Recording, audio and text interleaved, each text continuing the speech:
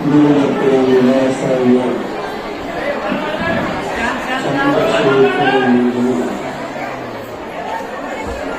सूर्येश्वरेशाय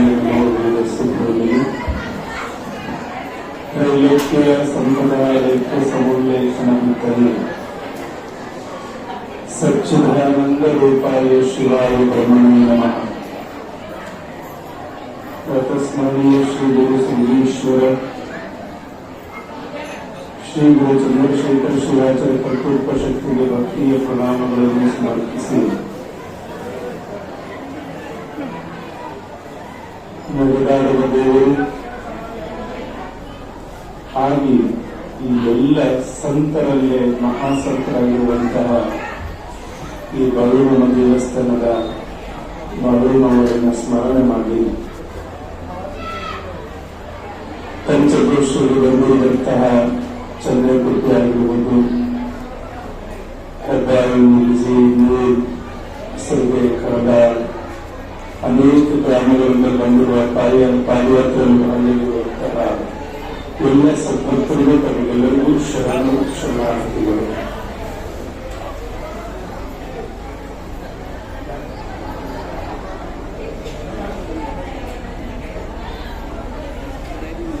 ಪ್ರತಿ ವರ್ಷದಂತೆ ಈ ವರ್ಷವೂ ಕೂಡ ಮಹತ್ವವಾಗಿರುವಂತಹ ಇವತ್ತು ಆಷಾಢ ಏಕಾದಶಿ. ಆಷಾಢ ಏಕಾದಶಿ ಅಂತಂದ್ರೆ ಮಹಾರಾಷ್ಟ್ರದ ರಾಜ್ಯದ ಜನರಿಗೆ ಇದೊಂದು ಅಭೂತಪೂರ್ವವಾಗಿರುವಂತಹ ಹಬ್ಬ ಅಂದ್ರೆ ತಪ್ಪಾಗಿರುತ್ತದೆ.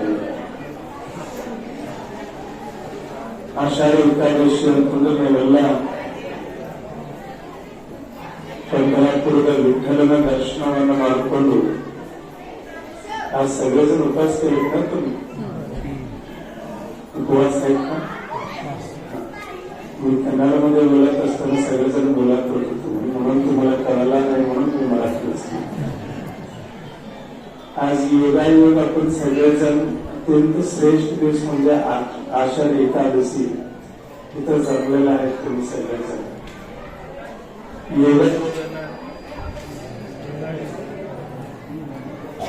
भरपूर आपण त्या परिसरामध्ये भरपूर कार्यक्रम होत असते. बाळूमामाच्या नावानं आणि त्यांच्या आशीर्वादाने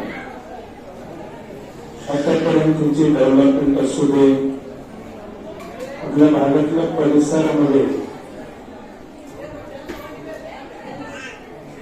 मदान ह्या डोंगरावरती येऊन मी सकाळी फोन केला होता काही लोकांना, आज पाऊस आहे, लोक येईल का?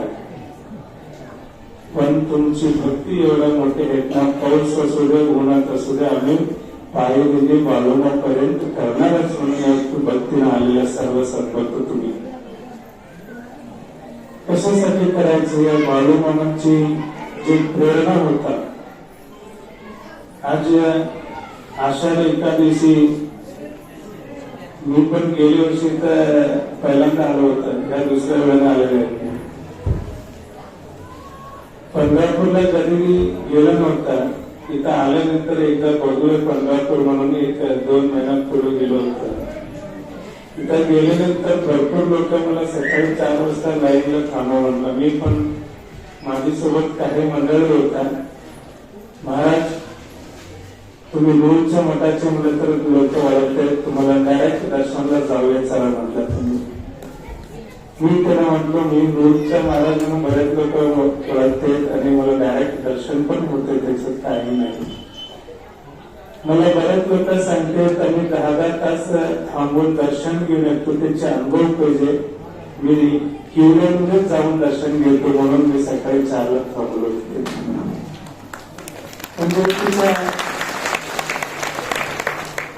तिथं गेल्यानंतर मला असं वाटलं तर असं मी फिरून जायच म्हणून. लाईन कुठं आहे म्हणून माझ्यासोबत दोघं शास्त्रीच होत. तिथं कार्यकर्त्याने विचारला या लाईन यायचंय, लाईन कुठून आपण सुरुवात होते. थोडंसं पुढे जावं गावात गेलो नदीपर्यंत गेलो. तिथं नदीपर्यंत मी तिथं ते थोडं बऱ्याचपैकी गेलं असणार ते पंढरपूरला जाऊन जवळजवळ एक अर्धा किलोमीटरच्या वरती जे गेलं नाही ते तिथं गेल्यानंतर परत वरती चढायचं आणि खाली उतरायचं. तेवढा झाल्यानंतर पण आपल्याला दर्शन झालं नव्हतं का त्या दिवशी ते मंदिराची काम चालू होती. तर सुरुवाती शिखरची काम 8 दिवस आहे म्हणून त्याचे मंडपाचे शिखरचे काम चालू होता. तिथं आल्यानंतर परत मी काही विचारासाठी आपल्या मंडळी बोलवत इथं दर्शन झालं. मी म्हटलो तुमच्यापर्यंत आलो होतो तुम्हाला बघायला म्हणून तुम्ही दर्शन दिला नाही. त्या दिवशीच कळला महाराज तुम्ही एवढा लांब पाहिला मी तुमच्या जवळच इथं उभारलं म्हणून तुमच्या पांगलं सुद्धा आपल्याला सांगायचे उद्देश म्हणजे आपण देव इथाचं विठ्ठल रुक्मिणीचं दर्शन इथंच होतंय त्या आणायचं काम आज योगायोगानं आपल्या आषाढ एकादशी दिवशी ह्या पुण्यपर्व आपण म्हणतो. तर गेलं तर लोकांना दर्शन व्हायचंच कष्ट आहेत पण योगायोगाने इथं बसले तर आपलं सगळ्यांना दर्शन होत असतं. त्याची पुण्य म्हणजे ते बाळूमामाच्या कृपा तुमच्या सगळ्यांचं होते हाय म्हणताना या योग तुम्हाला मिळाला आहे. बाळूमामा इथं आला नसले तर बाळूमामा काही विचारासाठी त्यांची जे यात्रा सुरू होत असताना इथं काही दिवस येऊन थांबलो होता. पण बाळूमामाच आला नसले तर आज आषाढ एकादशी दिवशी विठ्ठल रुक्मिणीचं दर्शन तुम्हाला मिळत नव्हतं. त्याची पुण्य म्हणजे आपल्या बाळूमामाचं कर्तृत्व तर शक्तीच आज तुम्हाला पुण्य बघायला मिळालं आहे. आणि हा संत बाळूमामा ವಿಚಾರ ಇಷ್ಟು ದೊಡ್ಡದಂತೆಲ್ಲ ಅವರು ಮನುಷ್ಯನಿಗೆ ಈಗಿನ ಕಾಲದಾಗೆಲ್ಲ ಏನ್ ತಿಳ್ಕೊಂಡಾರಂತಂದ್ರ ಪ್ರವಚನ ಮಾಡಬೇಕು ಪುರಾಣ ಮಾಡಬೇಕು ಜನರನ್ನು ಉದ್ಧಾರ ಮಾಡಬೇಕಂದ್ರೆ ಅವರೆಲ್ಲ ಬಹಳ ಜ್ಞಾನಿಗಳಾಗಬೇಕು ಅಂತ ಬಹಳಷ್ಟು ಜನ ಹೇಳ್ತಾರೆ. ಆದ್ರೆ ಯಾವ ಶಾಲಾ ಕಾಲೇಜುಗಳನ್ನು ಓದಿರುವಂತ ಒಬ್ಬ ಬಾಳೂಮಾಮ ಇವತ್ತು ದೇವ ಮಾನವನಾಗಿ ಹೋಗ್ತಾರಂತಂದ್ರೆ ಅವರಿರುವಂತ ಶಕ್ತಿ ಏನಂದ್ರ ಪ್ರೀತಿಯಿಂದ ಬದುಕರು ಪ್ರೀತಿಯನ್ನ ಹಂಚಿದವರು. ಇವತ್ತು ಬಾಳೂಮಾಮರ ಜೀವನ ಚರಿತ್ರೆ ನೋಡ್ಕೊಂತ ಹೋದಾಗ ಅಲ್ಲಿ ಪಕ್ಕಕ್ಕೆ ಯಾರು ಕುಂತಾರ ಬಾಜುಕ ಮೊಳೆ ಮಹಾರಾಜ್ ಅಲ್ಲ ಮೊಳೆ ಮಹಾರಾಜರ ದರ್ಶನಕ್ಕಾಗಿ ಇವತ್ತು ಬಹಳಷ್ಟು ಜನ ಏನಂತಂದ್ರ ಗುರುಗಳ ದರ್ಶನಕ್ಕೆ ಶಿಷ್ಯರು ಹೋಗೋದು ಇದು ಪರಂಪರೆ. ಆದರೆ ಗುರುಗಳು ಬರ್ತಾರಂತ ತಿಳ್ಕೊಂಡು ಶಿಷ್ಯರು ಕಾಯ್ತಾ ಇರ್ತಾರೆ. ಆದ್ರೆ ಶಿಷ್ಯನೇ ಬರ್ತಾರಂತ ಕಾಯುವಂತ ಯಾರಾದ್ರೂ ಒಬ್ಬ ಶಿಷ್ಯ ಇದ್ರ ಅದ ಸಂತ ಬಾಳೂಮಾಮ. ಮಹಾರಾಜರು ಇಷ್ಟು ಶ್ರದ್ಧೆ ಇರ್ತಲ್ಲ ಅವರು ಗುರು ಹೇಗಿರ್ಬೇಕಂತಂದ್ರ ಮೊಳೆ ಮಹಾರಾಜ ಹಂಗಿರ್ಬೇಕು ಶಿಷ್ಯ ಹೆಂಗಿರ್ಬೇಕಂದ್ರ ಸಂತ ಬಾಳೂಮಾಮನಂಗೆ ಇರ್ಬೇಕಂತ ತೋರಿಸಿಕೊಟ್ಟಿರುವಂತಹ ಚೈತನ್ಯ ಮೂರ್ತಿಯವರು. ಒಂದ್ ದಿವಸ ಎಲ್ಲರೂ ಕೂಡ ಪಂಢರಾಪುರಕ್ಕೆ ಹೋಗ್ಬೇಕಂತ ತಿಳ್ಕೊಂಡು ಗುರುಗಳ ಆಶೀರ್ವಾದ ತೆಗೆದುಕೊಂಡು ಮಂದ್ರು ಪಂಢರಾಪುರಕ್ಕೆ ಹೋಗಿ ಒಂದು 50 ಜನ ಇದ್ರೆ ಎಲ್ಲ. ಆಗಿನ ಕಾಲದಾಗ ಈಗಿದ್ದಂಗೆ ಗಾಡಿ ಗೋಡ ಏನು ಇರ್ಲಿಲ್ಲ, ನಡ್ಕೊಂಡು ಹೋಗ್ತಾ ಇದ್ರು. ಹೋಗುವಂತ ಸಂದರ್ಭದಲ್ಲಿ ಬಹಳ ದಿನಗಳ ನಂತರ ಹೋಗಿ ಆಷಾಢ ಏಕಾದಶಿ ದಿವಸ ಅಲ್ಲಿ ಹೋದ್ರೆ ಇಷ್ಟು ಜನ ಏನು ಇರ್ಲಿಲ್ಲ. ಬಾಳೂಮಾಮ ಅಂತಾರ ಇವತ್ತು ತಿರುಗಿ ಹೋಗೋದಿಲ್ಲ, ಇಂಥ ಪುಣ್ಯ ಪರ್ವ ಇತ್ತಲ್ಲ ಆಷಾಢ ಏಕಾದಶಿ ಅದ, ಇವತ್ತು ಆ ವಿಠಲನ ದರ್ಶನವನ್ನು ಮಾಡ್ಕೊಂಡು ಇಲ್ಲೇ ಇರೋಣ ಅಂತ ಹೇಳ್ತಾರ. ಜೊತೆಗಿದ್ದವರಂತರ ಕೆಲಸದವ ಎಲ್ಲ ಹೋಗ್ಬೇಕು, ಹೋಗೋರಾದ್ರೆ ನೀವು ಹೋಗ್ಬೇಕಾದ್ರೆ ನಾ ಮಾತ್ರ ಬರೋದಿಲ್ಲ ಅಂದ್ಮೇಲೆ ನೀ ಇಲ್ಲೇ ಕೊಡೋದು. ನಾನು ಬೆಳಗ್ಗೆ ಎದ್ದ ತಕ್ಷಣ ನಾನು ವಿಠಲನ ದರ್ಶನ ಮಾಡ್ತೇನೆ, ಈಗ ಏನಿದ್ರು ನಾನು ಇಲ್ಲೇ ಕೂಡ್ತೀನಿ ಅಲ್ಲಿ ಕೂಡ್ತಾರ. ಅವ್ರ ಜೊತೆ ಇಷ್ಟು ಜನ ಹೋಗಿ ಎಲ್ಲ ಗುಡಿಯೊಳಗೆ ಹೋಗ್ತಾರ. ಆ ಗುಡಿಯೊಳಗೆ ಹೋಗ್ಬೇಕಾದ್ರೆ ಪೂಜಾರಿ ಇರ್ತಾನ. ಪೂಜಾರಿ ಏನಂತಂದ್ರ ಇನ್ನೊಂದ್ ಸ್ವಲ್ಪ ಜಲ್ದಿ ಬರ್ಬೇಕಾಗಿತ್ತು, ಈಗ ನಿಮಗೆ ದರ್ಶನ ಆಗಂಗಿಲ್ಲ ಅಂತ ತಿಳ್ಕೊಂಡು. ಆದ್ರೆ ಬಾಳೂಮಾಮ ಕುಂತ ಜಾಗದಾಗ ವಿಠಲ ದರ್ಶನ ಕೊಟ್ಟು ಹೋಗಿರ್ತಾನ. ಅದನ್ನ ಬಂದ ಮೇಲೆ ಅವ್ರು ಹೇಳ್ತಾರ, ಬೆಳಿಗ್ಗೆ ಎದ್ದು ಇಂಥ ಒಬ್ಬ ಪೂಜಾರಿ ಹೆಸರು ನಾವು ಬಂದು ಹೋಗ್ಯಾನಂತಂದ್ರೆ ಆ ಪೂಜಾರಿ ಹೋಗಿ ಭೇಟಿಯಾಗಬೇಕಿಗೆ ನಾನು ಗುಡಿ ಒಳಗೆ ಇದ್ದೆ, ನಾನು ಬಂದಿಲ್ಲ ಅಂತ ತಿಳ್ಕೊಂಡು. ಬಾಳು ಮಾಮಲ್ ಇರುವಂತ ಎಲ್ಲರಿಗೂ ಕೇಳ್ತಾನೆ, ಈ ಹೆಸರಿನವ್ರು ಯಾರದಿರಿ ಅಂತ ತಿಳ್ಕೊಂಡು ಅವರೆಲ್ಲ ಮನೆಯಾಗಿದ್ರು. ಆದ್ರೆ ರಾತ್ರಿ ದರ್ಶನ ಕೊಟ್ಟವ್ರು ಯಾರಿದ್ರೆ ಪನ್ನಲಾಪುರದ ವಿಠಲನಾಥನೇ ಆಗಿರ್ತಾನೆ. ಎಲ್ಲಿ ಭಕ್ತಿ ಇರ್ತದಲ್ಲ ಅಲ್ಲಿ ಶಕ್ತಿ ಇರ್ತದ, ಎಲ್ಲಿ ನಮಗೆ ಅನನ್ಯವಾಗಿರುವಂತ ಶ್ರದ್ಧೆ ಇರ್ತದಲ್ಲ ಅಲ್ಲಿ ನಮ್ಮ ಕನ್ನಡಿ ಪಾತ್ರೆ ಬೆಳಗಿಂದ ಹೇಳಕತ್ತಾರೆ, ನಾ ಕೇಳಾಕತ್ತೀವಿ.